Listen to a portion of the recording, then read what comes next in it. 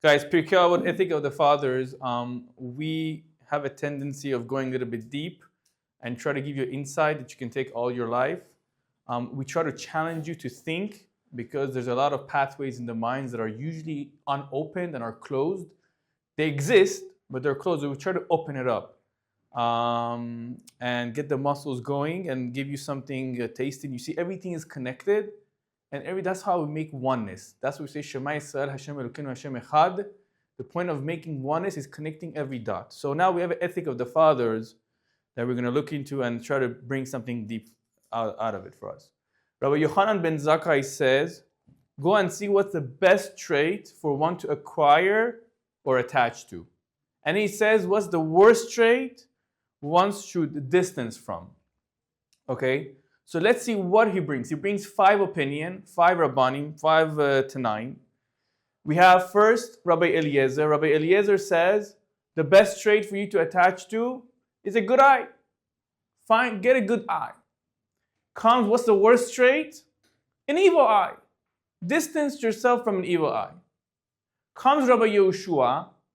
Rabbi Yehoshua says, what trait? Good friend. Be a good friend. And what's the worst? Evil friend. Distance yourself from being evil friend. Comes Rabbi Yossi. He has a different opinion. He says, be a good neighbor. And what's opposite? Distance yourself from being an evil neighbor. Comes Rabbi Shimon. Says, see the outcome of things. See what it leads to. And the worst trait? One who gets a loan and does not give it back. Comes Rabbi Elazar. What's the best trait? A good heart. And what's the worst trait? An evil heart. And let's try to ask a question. Looking at the pattern, is there a pattern? Do you see something that doesn't match? Rabbi Shimon, he says, see the outcome. And instead of saying one who doesn't see the outcome, it says one who gets a loan and doesn't pay back. Beautiful. And why that is? Because some people don't have a deep vision. So it says that's not a big problem if not seeing the outcome. But if somebody gave you a loan, he gave you the loan, and you don't give it back, that's stealing.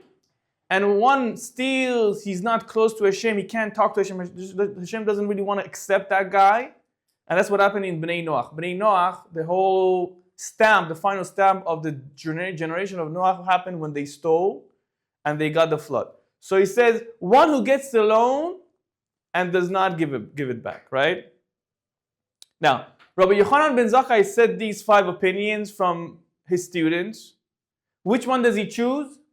Anybody wants to guess? What would you choose if you could choose one of these 5 opinions?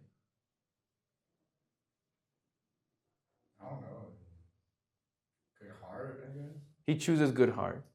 And why? He says, because having a good heart, it's the foundation of all these. Right? Now, clear up to now? Any questions? Any questions? Okay, let's move forward. Let's try to connect the dots. Let's look at these 5 traits and try to analyze them. What does that mean to have a good eye? Okay, a person who has a good eye, okay, he looks at everything positively, at people, right? And he wants the other person to have what he needs. If he needs a house, he has a good eye. He doesn't good eye. He doesn't want the guy to suffer. He needs a house, right? So that's a good eye. He gets what he needs. That's the key, right? He doesn't want other people to be lacking. Comes Rabbi Yehoshua, a good friend. What does a good friend does? A good friend, I put a plus next to it. Why? Because all these, if you look at the pattern, I put an extra plus in every level. It's something more. A good friend is attached to his friend. A friend is attached to you. And he gives a good advice. He worries for you. He doesn't want to do drugs. He doesn't want you to fall with the gangs and be problematic. He gives you good advice, right? To protect you, to lead you directly. Comes Rabbi Yossi, he says, let me give you an extra. Plus, a good neighbor does good deeds. I don't know here, but every time somebody's missing a cup of milk for the baby, or some sugar for the cake, or the car isn't starting, needs to jump start, a good neighbor comes and acts good deeds. And why is this more? Because a good neighbor is not your friend, he's not attached to you like a friend.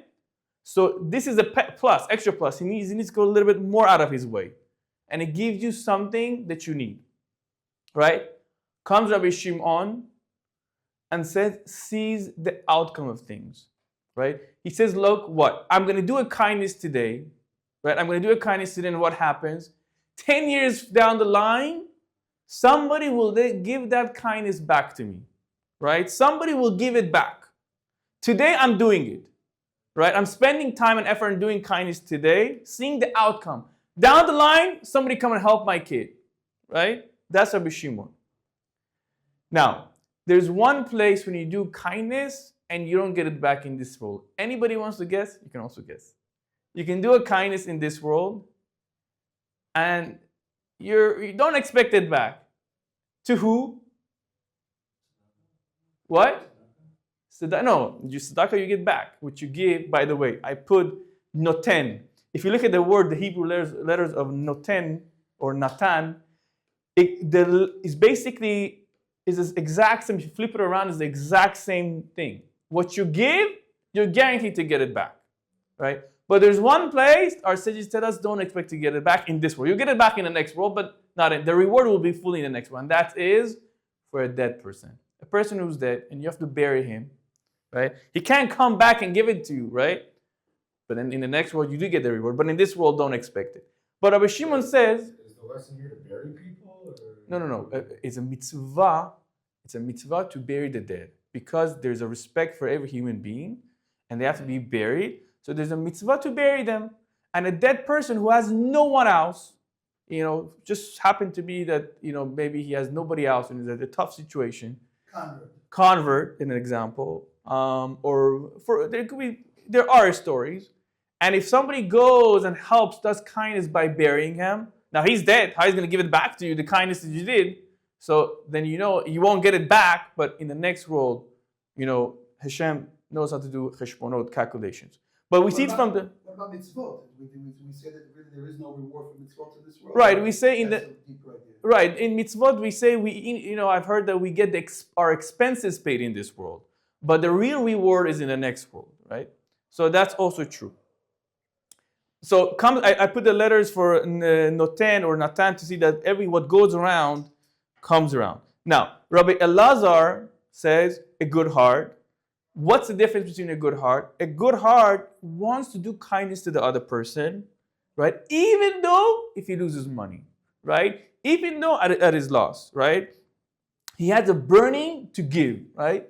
And that, Rabbi Elazar, is the opinion chosen by Rabbi Yochanan ben Zakkai. Why? Because as everybody said, this is the root of it all. Now I have a question for you, right? Let's dig deeper. We only have 5 things to attach to. There couldn't be 6, 7, 8, 10, 3, 20 things to attach to. That's one question. And the second question is, if the root of it is Rabbi Elazar, a good heart, why isn't the other Rabbanim, other opinions, just pick the good heart? The good heart has their opinion in it, right? You see the question. You see the problem. Anybody wants to take a stab at that question? Questions? Just say the good heart. Maybe I'm just going to make a joke, and hopefully they'll laugh at this one. The first one is because there were only 5 students, so there can't be more than 5 answers. No. There were more students. That's the next question. We'll get to that. That's up ahead. You're ahead, but there are more students. But there's a beautiful. You have something there. We'll get to that. Anybody wants to take a stab at it? Or should we try to go at it one by one? So, let's look at it together. Before Rabbi Yochanan ben Zakkai brings this Mishnah, the previous Mishnah in Pirkei Avot says the following. Rabbi Yochanan ben Zakkai, right, had the following 5 disciples, exact same disciples who we give their opinion. Rabbi Eliezer, Rabbi Yehoshua, Rabbi Yossi, Rabbi Shimon, Rabbi Elazar. And he counts their praises. He counts each of these 5 students praises. And let's look at what he praises for each student, okay? Rabbi Eliezer, who said good eye, he's a cemented cistern, meaning whatever he learns, he does not lose. It's a cement, okay? It's strong. It's a box that whatever you put into it, he doesn't lose it, right? Rabbi Yehoshua, who said good friend, he praised him that fortunate the one who bore him. Who's fortunate? The mother of Rabbi Yehoshua, who bore him. Comes Rabbi Yossi, a good neighbor, a scrupulously righteous man, chassid.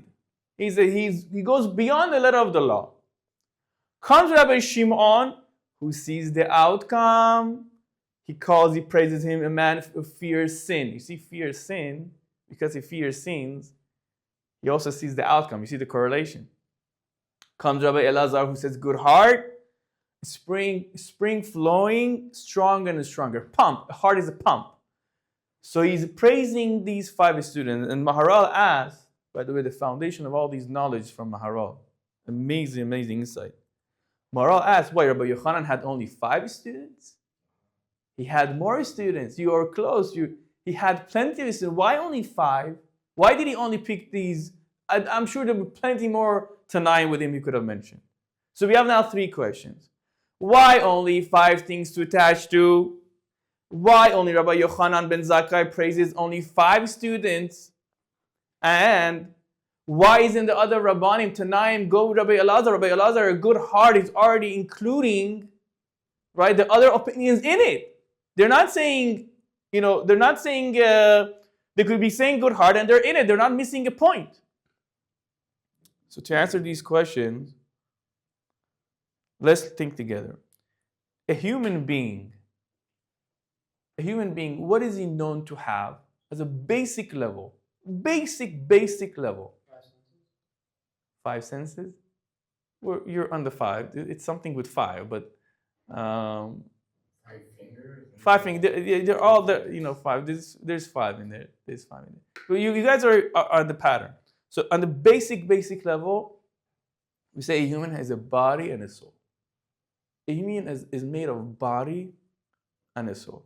And if you dig more into the books, you see suddenly these body and the souls, they refer to them as 3 things.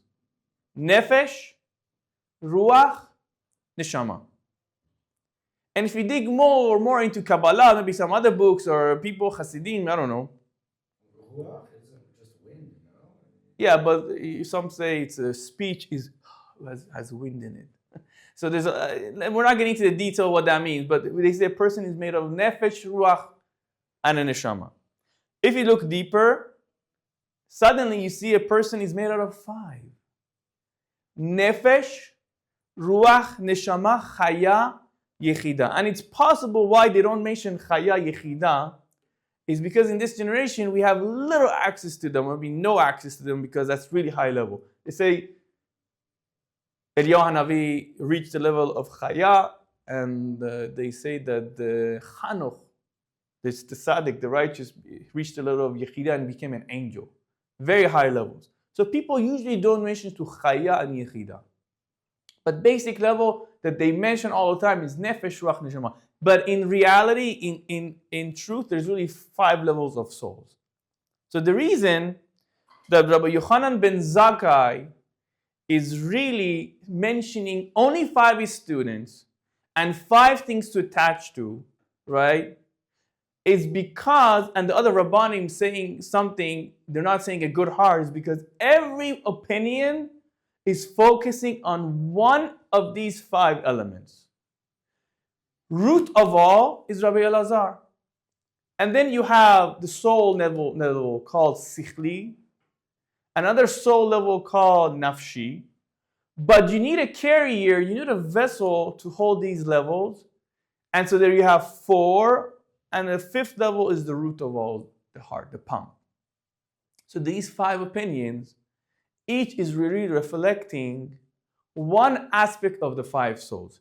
Either the root or the vessel, right? which is a carrier. Everything needs a carrier, like a human body is a carrier for the soul. And the mind is a carrier for a different soul called neshama. And then you have the soul of the mind and the soul of the nefesh. Right? So that answers our questions. But, and if you look at it, right, you see here, Rabbi Elazar, who said good heart is a spring. Rabbi Yehoshua, right, a good friend, right? Fortunate is the one who bore him, is the mother, is the vessel, right? He's a carrier. For who? For Rabbi Eliezer, who says good eye. Cemented stern, who doesn't miss a beat. Now, something interesting, Rabbi Eliezer and Rabbi Yehoshua were chavruta. They were chavrutas. And the big debate in Baba Metzia about the vessel was between Rabbi Eliezer and Rabbi Yehoshua. And then comes Rabbi Shimon, who fears sin, is in a mind level, and you're the carrier, Rabbi Yossi, who's a good neighbor, who's a chassid, who's kind, who goes beyond the level of the law, beyond the letter of the law, and he, when you go beyond the letter of the law, you're a chassid, you're preparing the body, the carrier. And that's the reason the Kohen could serve in the temple. He has to have a clean, pure body. If a body is impure, you can't enter the temple. So we see based on these 5 opinions that each one is really reflecting element of the soul, right? So that's why they all said their own different opinion and they now didn't stick to a good heart.